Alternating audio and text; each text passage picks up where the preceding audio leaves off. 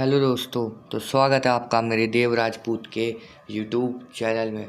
दोस्तों, आज मैं आपको बताने जा रहा हूँ education system in our India के बारे में। लेकिन दोस्तों, इससे पहले अगर आपने मेरे चैनल को सब्सक्राइब नहीं किया है, वीडियो को लाइक नहीं किया है, तो फिर जल्दी से कर दीजिए। चलिए दोस्तों, स्टार्ट करते हैं वीडियो का।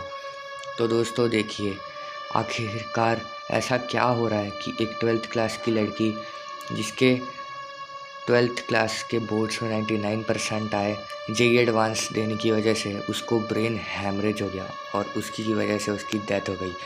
आखिरकार क्या हो रहा है कि छोटे से छोटे उम्र के स्टूडेंट्स भी हार्ट अटैक से मर रहे हैं।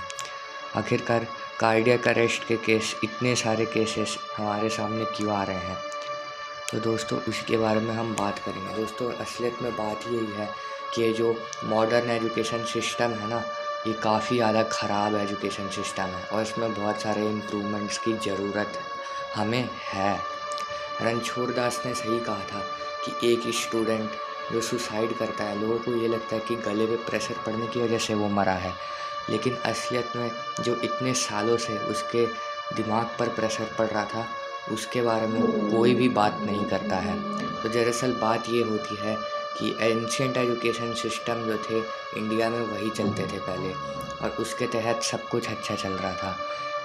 एक किसान का बच्चा तब पढ़ता था, प्रैक्टिकल नॉलेज लेता था और अपने घर चले जाता था, यही होता था। और तो और, तब प्रैक्टिकल नॉलेजेस के साथ साथ अटेंडेंस भी कंपलसरी नहीं होती थी। लेकिन आज के टाइम में तो सब कुछ होता ही है।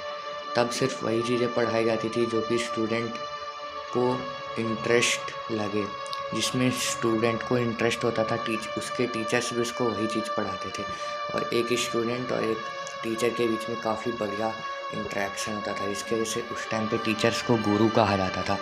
लेकिन आज के टाइम में तो टीचर्स और स्टूडेंट के बीच का जो रिलेशनशिप है वो काफ़ी ज़्यादा एक्सप्लॉइट हो चुका है, और पेरेंट्स और चिल्ड्रन के बीच का भी रिलेशनशिप काफ़ी ज़्यादा एक्सप्लॉइट हो चुका है।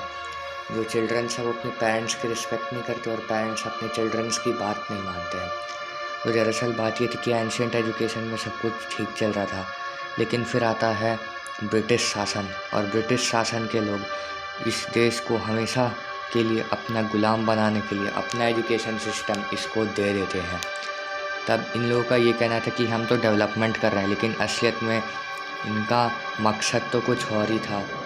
और ये डेवलपमेंट करने की बजाय इंडिया का ये जो एजुकेशन सिस्टम है इसे बदल देते हैं, जिसकी वजह से बहुत सारी प्रॉब्लम्स आ जाती हैं, और ऐसा ही लोग जानबूझ करके करते हैं।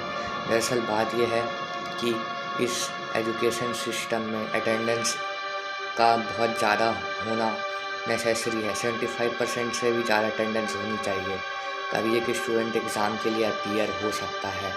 एक किसान आदमी जो कि अपने बच्चे को इंजीनियरिंग करवा रहा है या फिर कॉलेज भेज रहा है इस होप में कि उसके बच्चे की नौकरी लगेगी, उसे क्या पता कि कॉलेज में तो उसके बच्चे को ऐसी कोई चीज़ नहीं पढ़ाई जा रही है जिससे उसकी नौकरी लगे। और ये जो कॉलेज उसका बच्चा जा रहा है, इतनी सारी फीस लग रही है, इतना सारे पैसे खर्च हो रहे हैं, वो सिर्फ़ और सिर्फ कॉलेज की एक डिग्री के लिए है। स्कूल्स और कॉलेजेस में कुछ ऐसा ही हो रहा है, बच्चे सिर्फ़ और सिर्फ स्टडी के लिए जा रहे हैं, स्किल्स पर कोई भी ध्यान नहीं दे रहा है, स्किल्स को प्रायोरिटी ही नहीं दी जा रही है। हमारे इंडिया में जॉब्स अनलिमिटेड है, लेकिन बात यही है कि जिस आदमी को रेज्यूमे भी बनाना नहीं आता, वो आदमी इंजीनियर कैसे बन सकता है?